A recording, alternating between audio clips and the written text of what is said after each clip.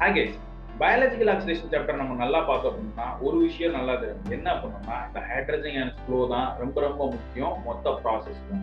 So இந்த hydrogen ions flow வந்து எப்படி எக்ஸ்டர்னல், அதாவது மைட்டோகாண்ட்ரியாக்கு வெளியில இருந்து உள்ள எப்படி போகுது அப்படிங்கிறது வந்து ரொம்ப ஒரு முக்கியமான ஒரு கேள்வியா இருக்கும். ஸோ அதை கேரி அவுட் பண்றதுக்காகவே ஒரு ஸ்பெஷலைஸ் சிஸ்டம் இருக்கு. அதை என்ன சொல்லுவோம் அப்படின்னா ஷட்டில் பாத்வே அப்படின்னு சொல்லுவோம். தட் மீன்ஸ் வெளியே இருக்கக்கூடிய ஹைட்ரஜன் அயான், சைட்டோசோல்ல இருக்கக்கூடிய ஹைட்ரஜன் அயான்ஸ் வந்து எப்படி மைட்டோகாண்ட்ரியாக்குள்ள உள்ள போகுதுங்கிறது தான் அந்த கான்செப்ட். ஸோ அந்த கான்செப்டை தான் நம்ம இந்த வீடியோல பார்க்க போறோம். வாங்க வீடியோக்குள்ள போகலாம். என்னோட பேர் முத்துகிருஷ்ணன்.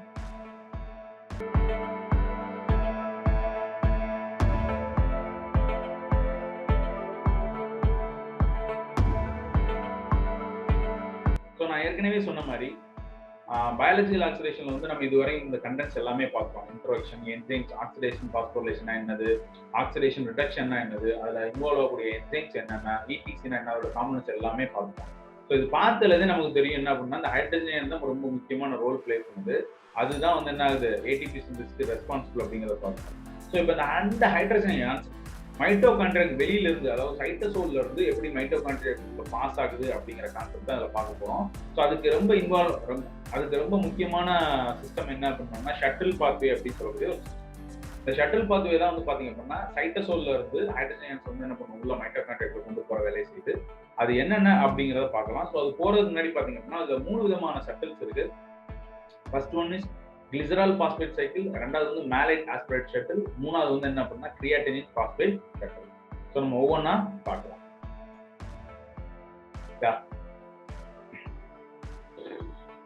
ஸோ இந்த ஷட்டில் பாத்வே வந்து எதுக்கு முக்கியம் அப்படின்னோம்னா நம்ம மைட்டோகாண்ட்ரியாவோட ஸ்ட்ரக்சர் பார்த்தாலே நமக்கு தெரியும். இந்த மைட்டோகாண்ட்ரியால வந்து இன்னர் மெம்பரேன் ஸ்பேஸ்ல hydrogen ions, that means NADH வந்து என்னன்னா ஈஸியா கிராஸ் ஆகுது, இம்பெர்மியபிள் நேச்சரா இருக்கும்.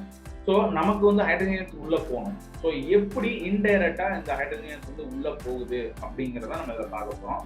அதுக்கு ஆக்ட் ஆகக்கூடிய ஷட்டில்ஸ், 2 முக்கியமான ஷட்டில்ஸ் வந்து Glycerol Phosphate Shuttle and Malate Aspartate Shuttle.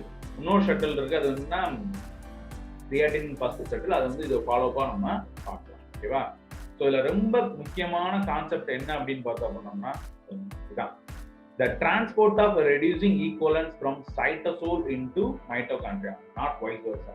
That means இந்த 2 ஷட்டிலுமே Glycerol Phosphate Shuttle then Malate Aspartate Shuttle ரெண்டுமே என்ன பண்ணுதுன்னா சைட்டோசோல்ல இருக்கக்கூடிய ஹைட்ரஜன் அயான்ஸ் வந்து என்ன பண்ணுது, உள்ள மைட்டோகாண்ட்ரியாக்குள்ள கொண்டு போற வேலையை தான் செய்யுது.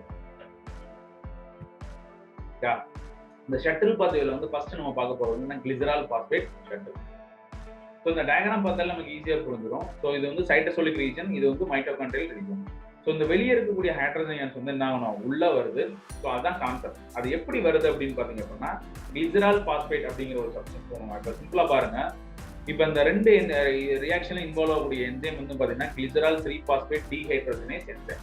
டீஹைட்ரோஜனேஸ் என்சைம்னா நமக்கு என்ன தோணணும், ஹைட்ரஜன் அயான்ஸ் வந்து ஒரு சப்ஸ்ட்ரேட்ல இருந்து இன்னொரு சப்ஸ்ட்ரேட்டுக்கு வந்து என்ன பண்ணணும், டிரான்ஸ்ஃபர் பண்ணக்கூடிய வேலையை தான் செய்யும். ஸோ அதே தான் பண்ணுது. ஸோ NADH வந்து என்ன பண்ணணும்னா அதுல இருக்கக்கூடிய ஹைட்ரஜன் அயான்ஸ் வந்து it's going to bind with dihydrostone phosphate. இதுல பைண்ட் ஆகி என்னவா மாறுது, Glycerol 3-phosphate மாறுது.